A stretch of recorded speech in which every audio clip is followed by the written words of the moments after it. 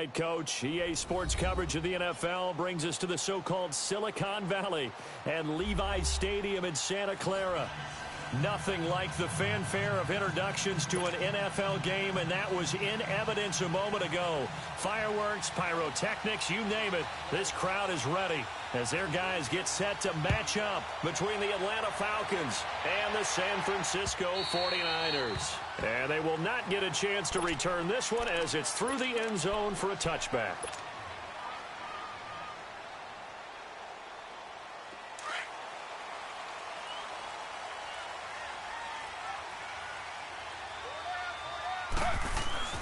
Now Taylor on first down.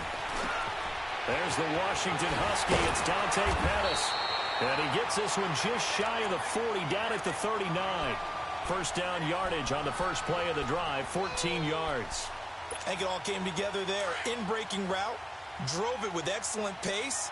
Money throw right there to move the sticks. On first down, it's Taylor.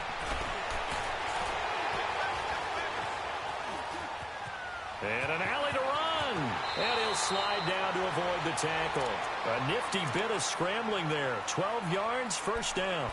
I think the last two plays really illustrate how difficult it is to game plan against this guy because you know he can throw the football, but how about his use of legs as well? What we call those broken plays, you can't account for them. Yeah, those plays, those two that you just mentioned, a microcosm really of how he can hurt you. And nothing doing. He's immediately taken down at the line of scrimmage. Call it no gain on the play, and it'll be second down. He has elite instincts from his linebacker spot. He's able to diagnose the run and flies in like a missile to stop that one behind the line of scrimmage.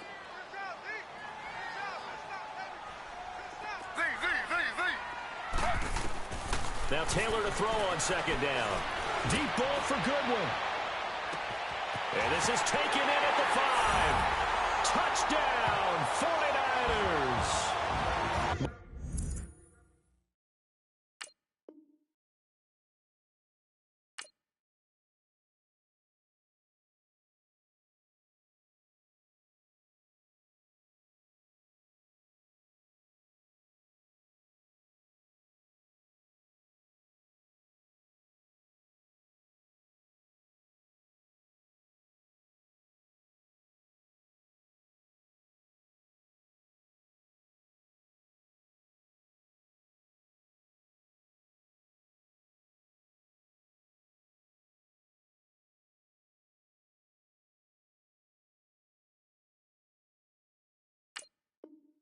Marquise Goodwin, his third touchdown now on the year.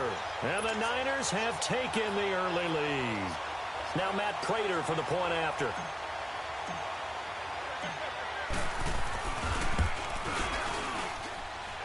Prater for the extra point. And that makes the score 7-0. The punter Pinion now to kick this one away. This is fielded at the goal line. And he'll get across the 20 before he's brought down at about the 23-yard line.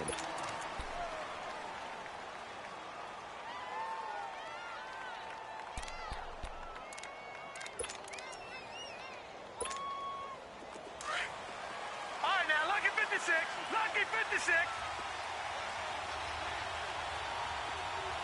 Here we go now. 3-19. Now a play fake here on first down. And incomplete to open things up. Defensively here, you're facing a top-5 team in terms of points scored in the NFL. So when they're that high-powered, you've got to find a way to hold them under 20. Because to me, that's the magic number. 20 points scored gives yourself you give yourself your best chance to win. So if they're up around 24, 28, 30, they could be in some trouble. And I think so, because then you turn it into a shootout, and that means your offense has to keep pace. And incomplete there. A nice hit. Jars the ball free and brings up third down. Well, that certainly looked like something that they discussed all week in practice getting ready for this one. Take the big shot right out of the gate. At worst, you'll open up the defense a little bit, loosen them up, have them back on their heels. Now they face a 3rd and 10 after back-to-back incompletions. From the gun, Jackson being chased out left. Now he's going to let it. Got his man complete. And he takes it all the way down to the 32. A big play on third down for the Falcons. 44 yards. So the big play changes the complexion of things. Here's 1st and 10 just outside the 30.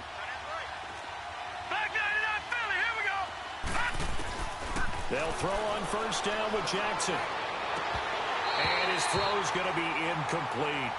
You get a tight end like this, and you know he's used to dishing out punishment, but here, he's one that has to absorb the contact, and as a result, unable to hold on to the football.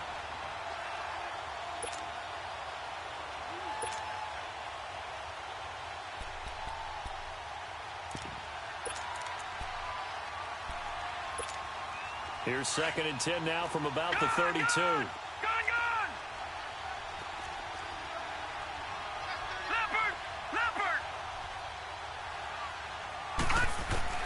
Jackson now on 2nd and 10.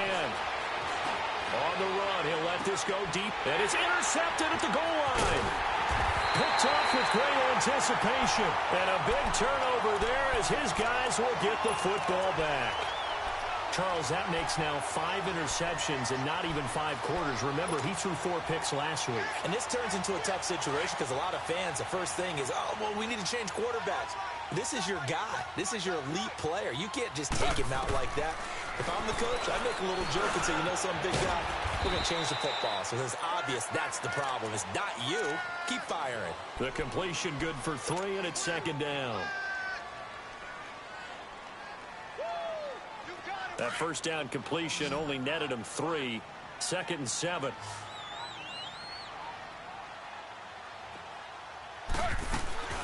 Out of the gun, it's Taylor. And Taylor cannot escape. He goes down to the end zone. So they go with the empty set, and that's the risk you run right there. Nobody was there to protect. Well, you know how most offenses have audibles, and they've changed plays when they see certain sets.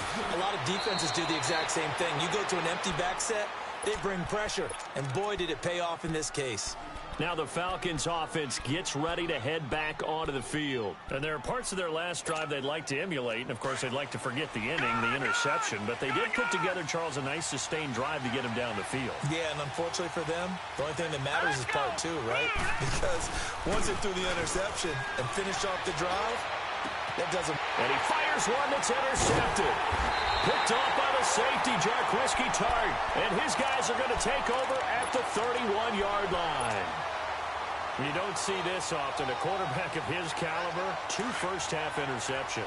It's absolutely surprising because it happens so rarely. You're searching for what reason, what's going on out there. It's not just maybe the defense is playing well. Is his horoscope off? His biorhythms? What is it? You went horoscope on us, David. Well, I was thinking maybe REM sleep was off. I'm trying to come up with something. Anything, right? Taylor incomplete on 1st down. Here's 2nd and 10. And he gets this to the other side of midfield across the 45 before going out. Big yardage there on the scramble. It gets him a 1st down. On that play, as you saw the route start to develop downfield, I got the sense that maybe the run would set up for him. And he took full advantage of it and got a big gain on a bust. And they're going to get him. He's taken down for a sack back at the 47-yard line. You never want to give up a sack. From the O-line's perspective, they hate it for several reasons, especially because they felt like they let little brother down back there in the pocket. Oh, no doubt. They have a ton of pride. And the pressure gets to him again. Tech McKinley in there to drop him, and he continues to wreak havoc in offensive backfield. Sack number 16 on the year.